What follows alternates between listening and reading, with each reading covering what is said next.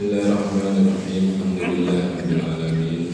Wassalatu wassalamu ala nabiyyina Muhammadin wa ala alihi wa sahbihi ajma'in. Allahumma arhamna bil Qur'an wa ja'alhu lana imaman wa nuran wa hudan wa rahmah. Allahumma dzakirna minhu ma nusina wa 'allimna minhu ma jahilna warzuqna tilawatahu ana al-laili wa atrafan nahar waj'alhu hujjatan lana la hujjatan 'alaina bi rahmatika ya arhamar rahimin. Jamaah subhanallah, marilah kita melanjutkan pembahasan kita tentang kriteria atau ciri-ciri orang yang bertakwa versi awal surat Al-Baqarah. Alif lam mim dzalikal kitabul la raiba fihi hudan lil muttaqin alladzina yu'minuna bil ghaibi wa yuqimuna sholata wa mimma razaqnahum yunfiqun walladzina yu'minuna bima unzila ilaika wa ma unzila min qablik wa bil akhirati hum yuqinun ulaika 'ala hudan min rabbihim wa ulaika humul muflihun. Pembahasan terakhir kita sampai pada ciri orang bertakwa adalah mereka yang yu'minuna bil ghaib, mempercayai, mengimani hal yang gaib, dan yang paling tinggi yang harus kita imani adalah Allah. Bayangkan kalau manusia tidak keluar dari dunia yang terbatasnya, hanya mempercayai yang dia lihat, yang dia dengar, alangkah piciknya, alangkah sempitnya. Makanya ajakan untuk mengimani hal yang gaib ini adalah suatu proses untuk meluaskan jiwa manusia melewati batasan-batasan yang sangat terbatas yang dia miliki. Kemudian juga wa yuqimuna sholat, mendirikan sholat. Sebagian menyebutkan korelasi atau hubungan urutan penyebutan beriman kepada yang gaib, kemudian mendirikan sholat, itu bisa dilihat ketika keimanan kepada yang gaibnya itu menguat, itu bisa kelihatan dalam sholatnya. Kalau sholatnya lebih baik, itu menunjukkan keimanan kepada yang gaibnya juga baik. Tapi kalau melemah semangat sholatnya, berarti juga melemahlah keimanan kepada hal yang gaib. Wa mimma razaqnahum yunfiqun, dan dari apa yang kami rezekikan kepada mereka, yunfiqun, mereka menginfakkan. Kita lanjutkan di ayat yang keempat. Walladzina yu'minuna bima unzila ilaika. Orang-orang bertakwa adalah mereka yang mempercayai atau mengimani apa yang diturunkan kepadamu wahai Muhammad, artinya Al-Qur'an, dan juga wa ma unzila min qablik, mempercayai, mengimani apa yang diturunkan sebelum kamu. Ini kan sederhana ya bagi kita, alhamdulillah. Bagi kita yang dikaruniai keimanan, mengimani Allah, mengimani Rasulullah, mengimani kitabullah, ini sangat simpel. Tetapi ini sebetulnya ayat yang menjadi jawaban ketika ada orang-orang yang beranggapan, oh masih ada nabi yang lain, masih ada nabi yang lain. Ini ayatnya langsung saja menjawabnya.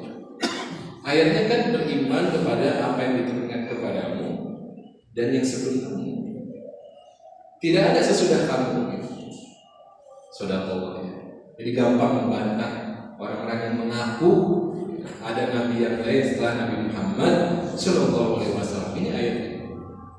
Dan bagi kita ini merupakan sebuah keberlanjutan kesatuan umat, kesatuan akidah yang dimulai dari manusia yang pertama, Nabi Adam AS.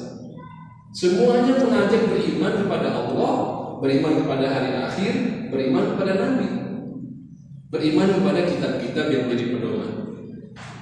Jadi kita tidak menyangka, kita mengimani Nabi Isa, mengimani Nabi Musa, mengimani Nabi Ibrahim, semuanya satu kesatuan. Semuanya satu kesatuan yang disebut sebagai Muslim.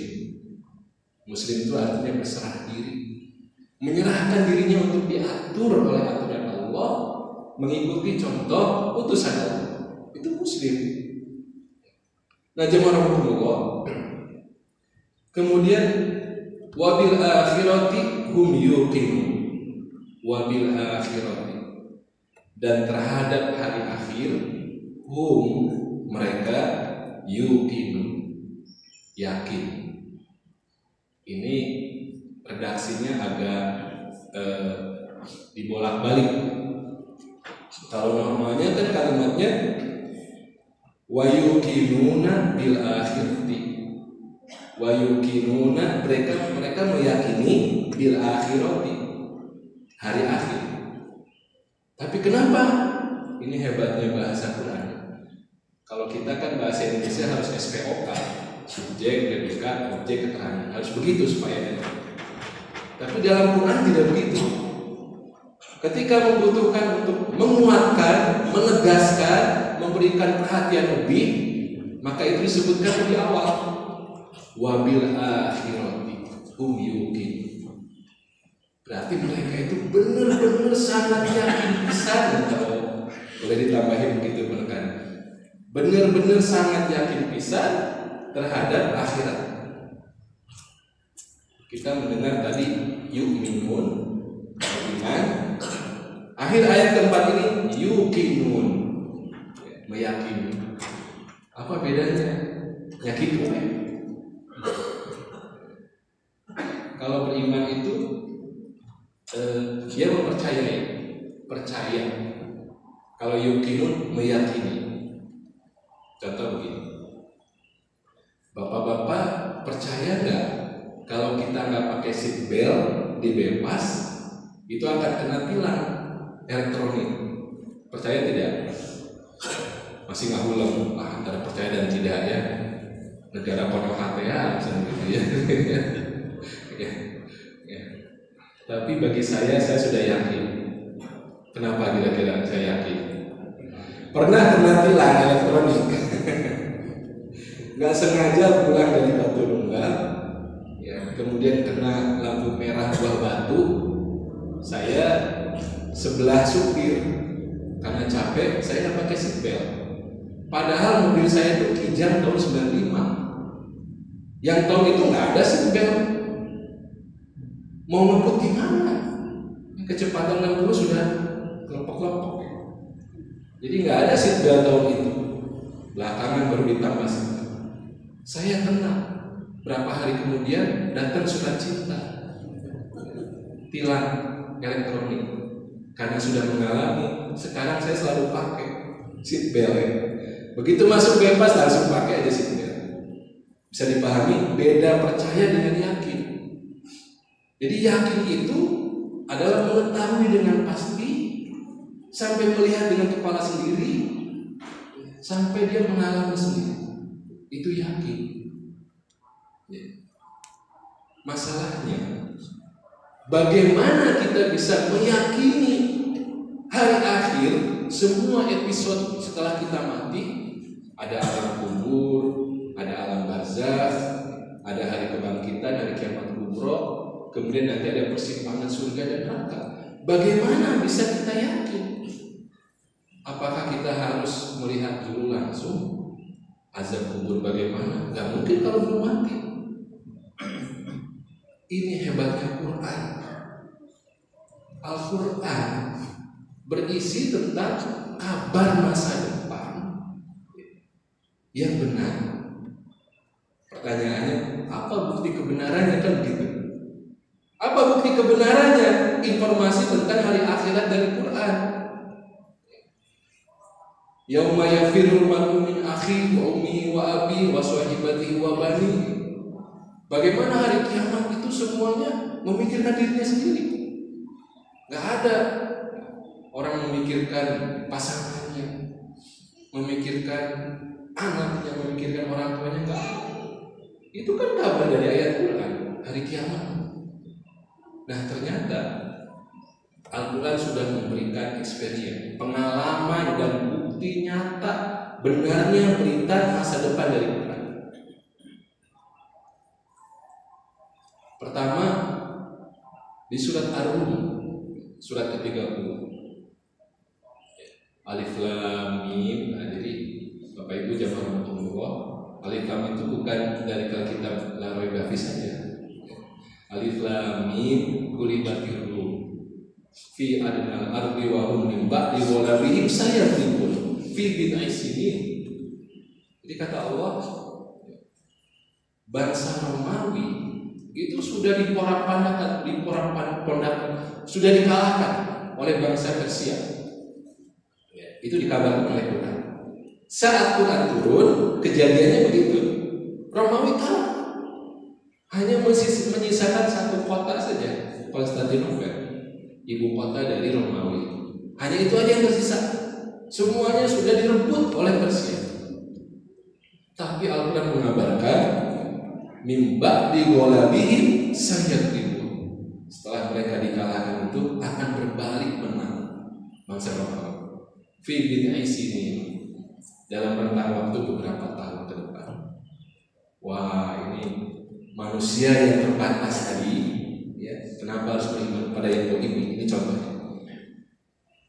Orang-orang kafir Quraisy itu senang sekali ketika Rasulullah SAW membacakan ayat ini, mengomentari tentang kekalahan Romawi itu. Gak mungkin, menurut kalkulasi militer apapun, gak mungkin Romawi bisa menang. Hanya menyisakan satu kota kecil. Gimana melawan adidaya Persia itu? Gimana? Melawan 10 naga. Ini lebih dari 10 naga kan ya? Cacing ya. Dan mereka kemudian mendatangi Abu Bakar As-Siddiq radhiyallahu anhu. Ini salahnya mereka. Datang kepada Abu Bakar. Abu Bakar, nih ya, teman kamu menyebutkan ini. Kata Abu Bakar, benar itu kata Rasulullah? Iya betul. Kamu yakin nggak? Kata orang Quraisy. Kalau itu dari Rasulullah, saya yakin. Maka kata orang Quraisy, ayo kalau itu taruhan ya. Benar nggak ini apa yang dikatakan oleh Muhammad? Ditunggu-tunggu Abu Bakar taruhan juga. Karena saat itu nggak ada syariat larangan taruhan ya. Nah, jangan disalahpahami. Taruhan ditunggu-tunggu setahun, 3 tahun, 5 tahun, kok nggak ada ya hilalnya gitu. Kelihatan Romawi akan menang, kebangkitannya nggak kelihatan. Dibully itu Abu Bakar itu, setiap ketemu dibully oleh orang-orang Quraisy. Nah kan, ya, kamu dibohongi ya. Sampai bayangkan 5 tahun menunggu, gimana tidak goyah juga. Datang kepada Rasulullah, Abu Bakar itu bertanya, ya Rasulullah, ini gimana ini? Berita Quran ini gimana gitu? Kata Rasulullah, ya kamu baca lebih teliti. Fi bid'i sinin.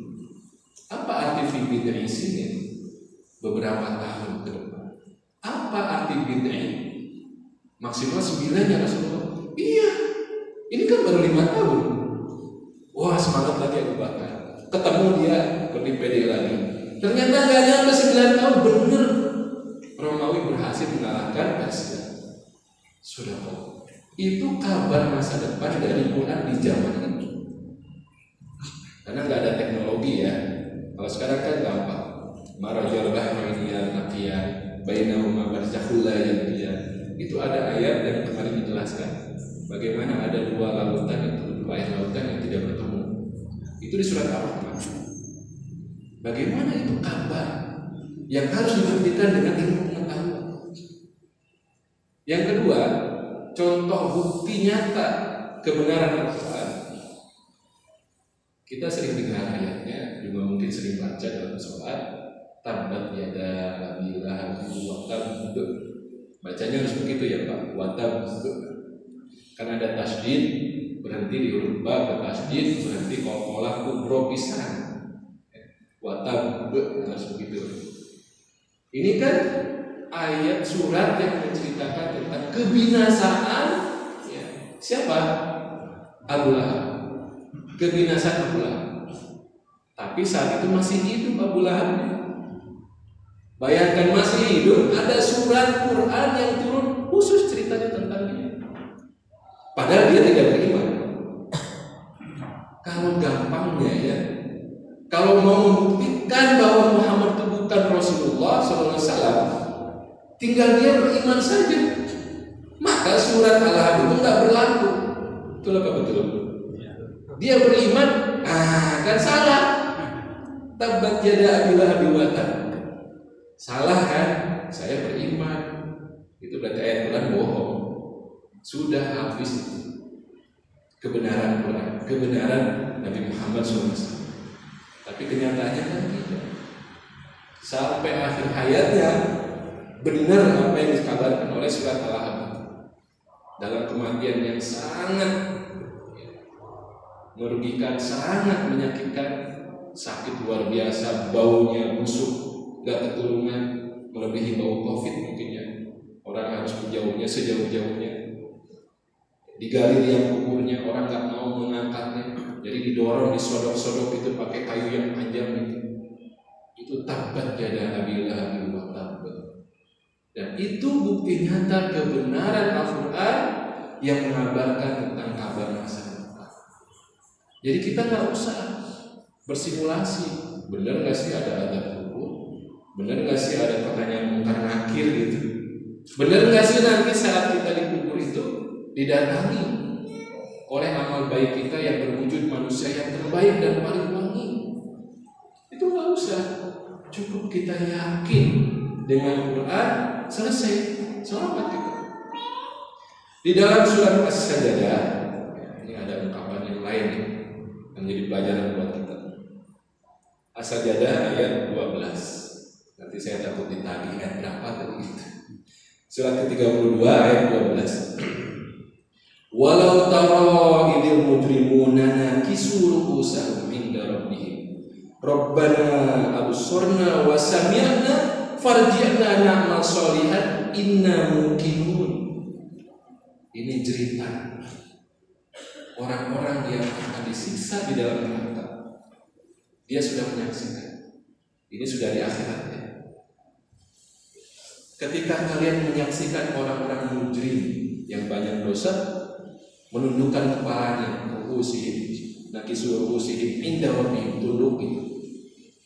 Kemudian mereka mengatakan, ya Allah, absorna, kami telah melihat sekarang, sami'na, kami telah mendengar sekarang, farji'na, kembalikan kami ke dunia, na'mal sholihan, kami akan beramal soleh ya Allah. Kenapa? Inna muqinun, kami mungkin, bukan yukin, mungkin.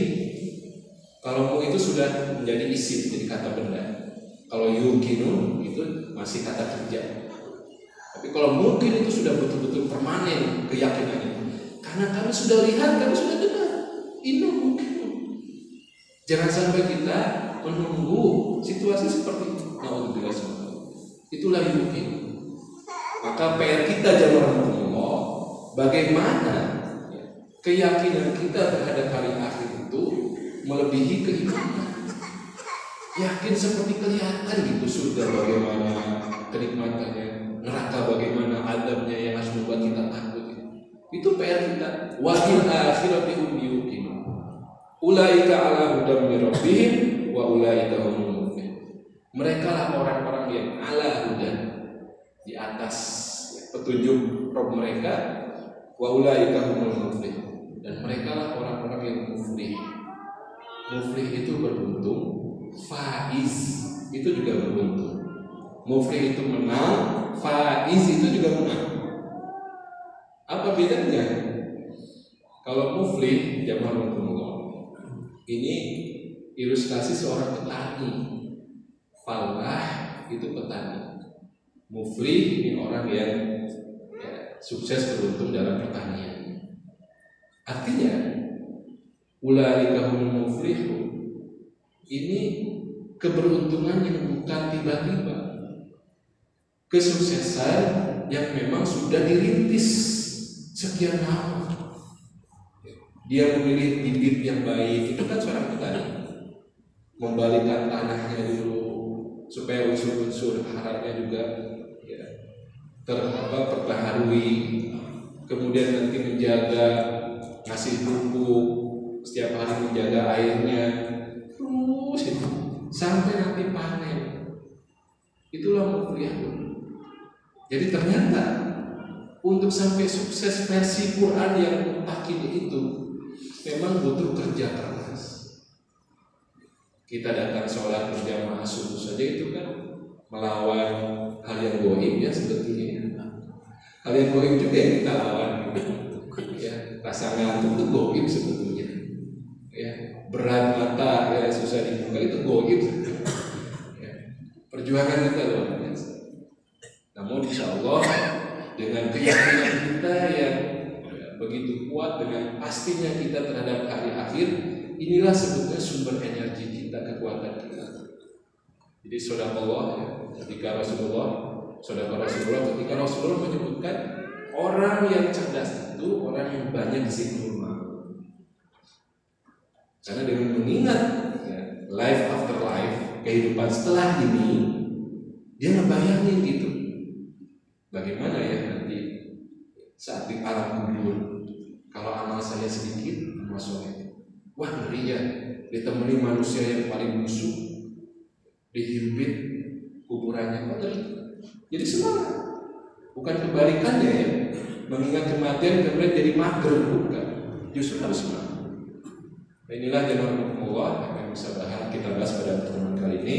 Semoga memberikan bekalan-bekalan buat kita semua, kita makanya amin amin ya rabbal alamin. Aqulu qouli hadza astaghfirullah wa lakum. Assalamualaikum warahmatullahi wabarakatuh.